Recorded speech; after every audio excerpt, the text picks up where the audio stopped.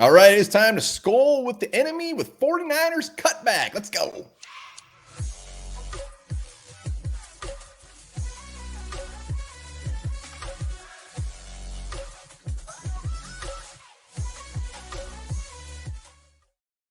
All right, welcome back to the Onebar and Lupagus show. I'm Onebar with Lupagus and the man of the hour, Ant from 49ers Cutback. We're going to be scoring with the enemy. He's probably going to tell us a lot of things that we don't want to hear because the Niners are damn good. Ant, welcome to the show, man.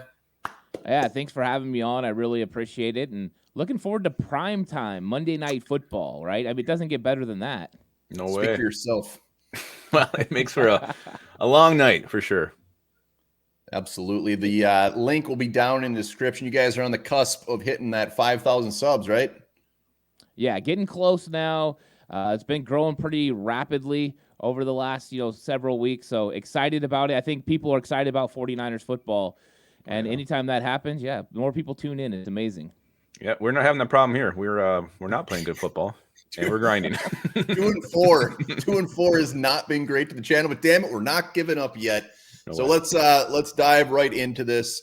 The big talker, as far as our side of it anyways, is the 49ers seem a little bit beat up. What's your thoughts? Do you think you got a big three that are currently injured? Do you think all of them are going to play? Do you think none of them are going to play? Give us some good news. I think the odds are at least two of the three play. I think Debo is trending in that direction. It seems like it was, probably just something he felt he couldn't deal with during the game. But he said he's trending in the right direction, do everything he can to play on Monday night. We've seen Kyle Shanahan put Debo out there as a decoy before when he really couldn't do anything this season. So I think a shoulder allows him to be a decoy again. They can protect him. So I expect Debo to be out there. And I do think Trent Williams is going to be out there. I think he will tape it up and he'll go and he'll try to get his rest when we get to the bye week in a couple weeks.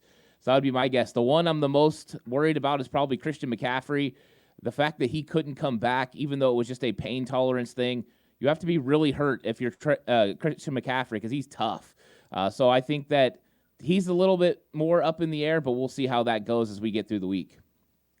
All right. I want to ask you, I mean, you guys have been good in the last 5 years, pretty damn good, consistently good. How does the 2023 team rank against some of those other teams of recent years?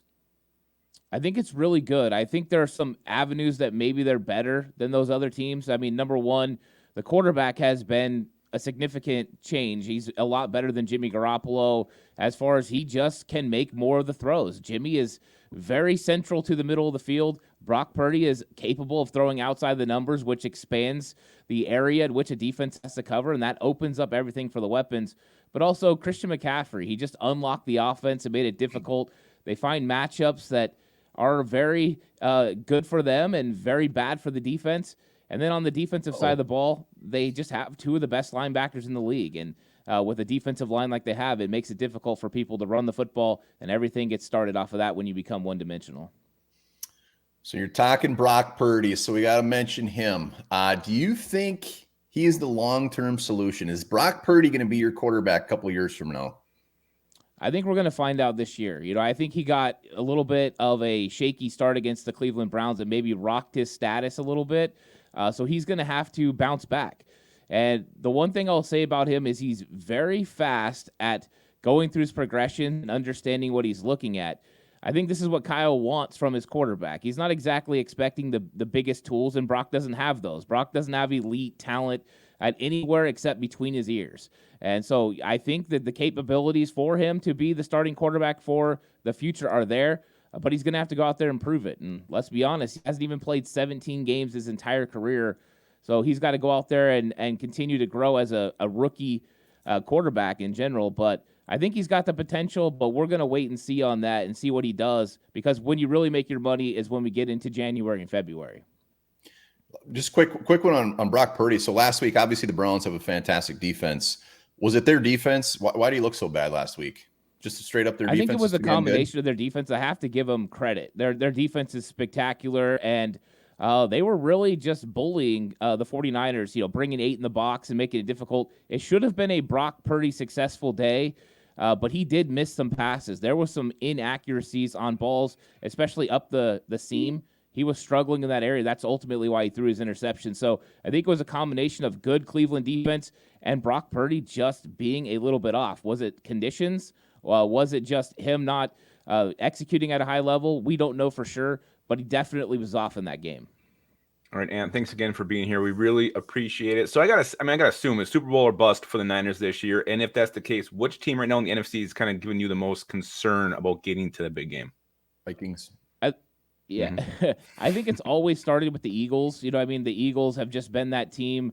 We've been waiting for that matchup. It's going to happen in December, but you just didn't feel like you got that matchup you were looking for, the NFC Championship game. So I do think it's the Eagles. Right now, they're looking a little shaky. They haven't exactly been having any dominant wins, and here comes Detroit.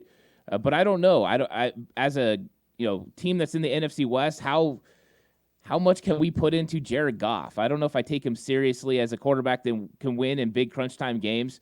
So I think it comes down to Philadelphia right now, but we'll see. They're about to have a murder row of games. They're going to have Bills, Chiefs, 49ers, and Cowboys back to back to back to back pretty soon. That'll kind of give us an idea of who Philly is.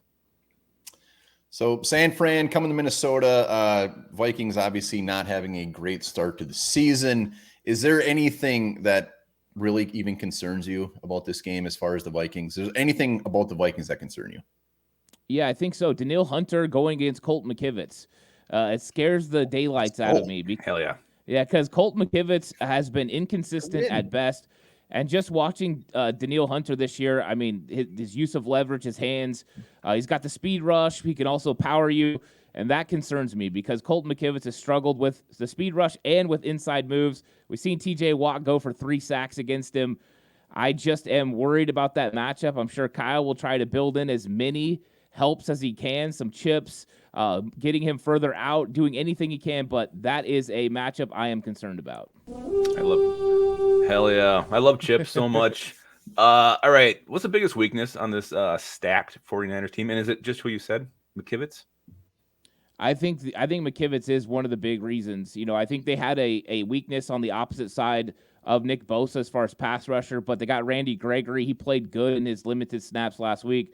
So I think the focus does come on the offensive line. And we know Trent Williams is going to take care of business. He always does. But that right side of our offensive line with Spencer Burford, who's been inconsistent this year at guard, and then Colt McKivitz at right tackle, it just never feels like these guys are completely there. There's always a couple of plays in the game where they give an opportunity to a defensive player to make a big play, and those are scary. So I think we're looking at Colt McKivitz as the weakness until either he settles in or until they figure out a way to make a move and get a better right tackle. You say your right guard's name is Spencer Pervert? Burford. Oh, close. Close enough. He will now be known as Spencer Pervert. Trade deadline. Could you see the Niners making a move? This is a 2-part question. So first, do you see them making a move? Do they need to make a move? I don't know about need. I mean, there's a lot of 49er fans that talk about, maybe needing a cornerback, but Deommodore Lenoir has been playing so good on the other side of Charvarius Ward. I don't think that's a possibility. But I do think a move is out there because they have $41 million in free cap space, the most in the NFL, and John Lynch is just willing to do anything to make sure they have an opportunity to win a Super Bowl. So I think if the right move presents itself, we've seen them in years make big moves. Christian McCaffrey last year, Emmanuel Sanders in 2019.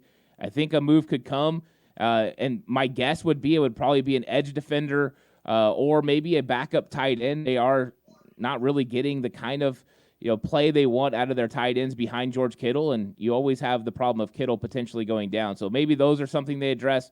But other than that, I think it would have to present themselves with a really nice pick that makes sense. So we'll see. They don't really worry about draft capital, 12 picks in next year's draft. So they have the money, they have the picks. They can pretty much do what they want.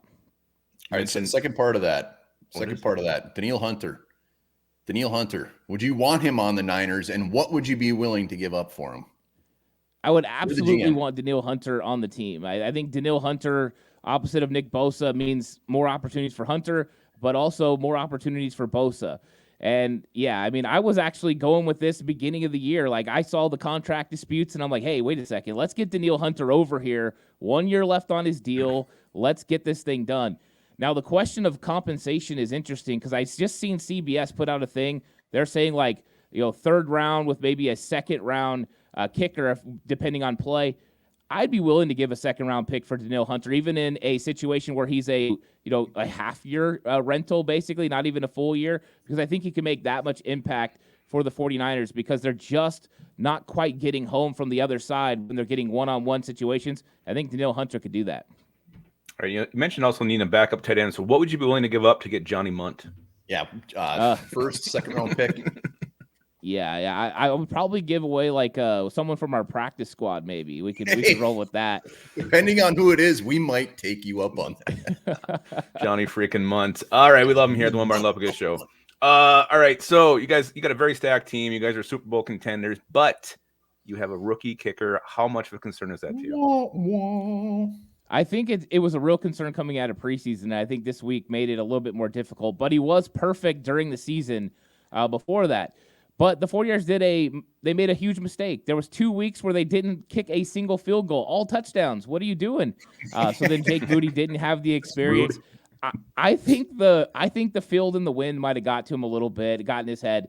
We'll see. I'm not concerned about 54 yards, but am I concerned about 41 to win the game? Absolutely, I'm concerned about that. So I think it's right now I'm not ready to throw him out. I'm not ready to call Robbie Gould and say, what's up? We made a mistake, but I think Jake Moody's got to get more consistent. So I think this week will be a good test. There's going to probably be opportunities for field goals.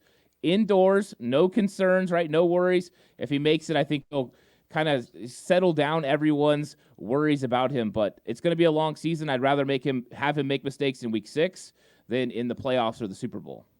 True. All right. Once again, we're joined by Ant from the 49ers Cutback. Links down in the description. Go over, give them a sub. Give them some crap in the comments when we shock the world and beat them Monday night. Final for you. So how do you see it shaking out? Feel free to just tear our hearts out. Just be honest. How do you see it shaking? Maybe not a score prediction, but what do you think is going to happen Monday night? I think it's interesting because when I watched the Vikings, I went back and watched a couple of games, and I just think that the Vikings have really, a lot of talent here and there. It just, for whatever reason, doesn't show up. Lots on Kirk Cousins right now. There's not really a run game going. So I'm concerned about the Vikings, it becoming one-dimensional, especially against the 49ers defense that only gives up 80 yards per game on the ground, but really Cleveland's kind of total skewed that. They give up around 60 yards a game. So I don't know how Minnesota one-dimensionally without Justin Jefferson can consistently move the ball against the 49ers defense. So I think it's going to be struggles. I think there's probably going to be some turnovers. I do expect the 49ers to win. I'm not sure I go with a blowout or anything like that, but I do expect them to win. And if the 49ers can move the football, that's when it's really going to be a struggle for the Vikings because they'll just completely take advantage of time of possession. Oh, it's true. Everything you said. We're dead last in time possession. It's true. So McCaffrey doesn't go. Who's your boy? I think it's going to be Elijah Mitchell, a combination with him and Jordan Mason. So Jordan Mason, funnily, is huge. He's big. Gives everyone Marshawn Lynch vibes, except for me. I just think he's big and physical. But he gets the most yards after contact. He's like one of the top 3 in the league. So, but I think it'll be Elijah Mitchell, the main guy. He's been dealing with injuries all year, so I think this is kind of his show. You gotta show everybody what's up, or they're going to start moving in a different direction. And so I think he's going to go out there and probably get the most touches and probably the most snaps at running back. All right. Lupagus, any parting thoughts for Ant? No, he nailed it. He nailed all my questions. He did. Nothing else. He did. You didn't make us feel overly better about the matchup, but the Vikings, crazier things have happened. Be sure to check out Ant's channel. Just watched his episode, Tail of the Tapes, breaking down Vikings, Niners, all their stats. It was fantastic. So give him a sub. Ant, we appreciate it, man. Yep, good luck on Monday. You probably will not need it. All right. Thanks, guys. I appreciate you having me on. I'm looking forward to that game. Go Niners.